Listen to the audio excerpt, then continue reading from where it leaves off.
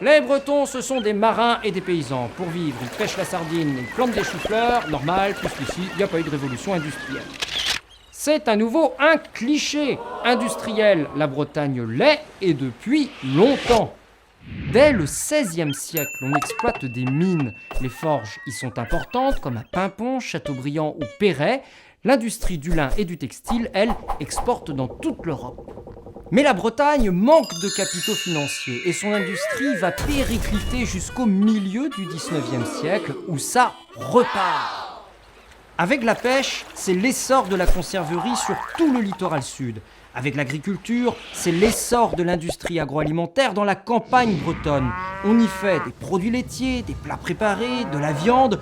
Aujourd'hui, quelques 70 000 personnes travaillent dans l'agroalimentaire, mais ce n'est pas la seule industrie.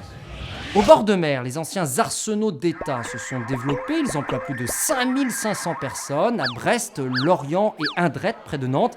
Et ils sont liés à tout un pôle d'industrie de défense développé en Bretagne. La construction navale civile reste elle aussi une filière importante dans de nombreux ports, comme les chantiers Piriou à Concarneau qui emploient plus de 350 personnes, ou les chantiers de l'Atlantique à Saint-Nazaire.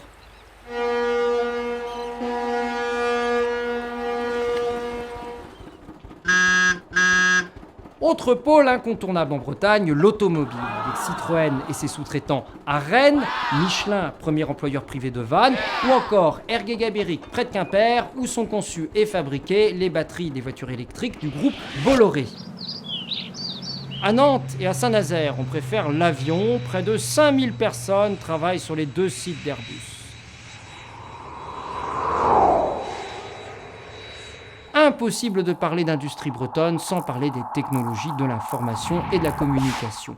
Comme à Lannion, où est né le Minitel et où fleurissent les centres de recherche et les startups, ainsi qu'à Rennes ou Brest, 40 000 personnes travaillent dans ce secteur.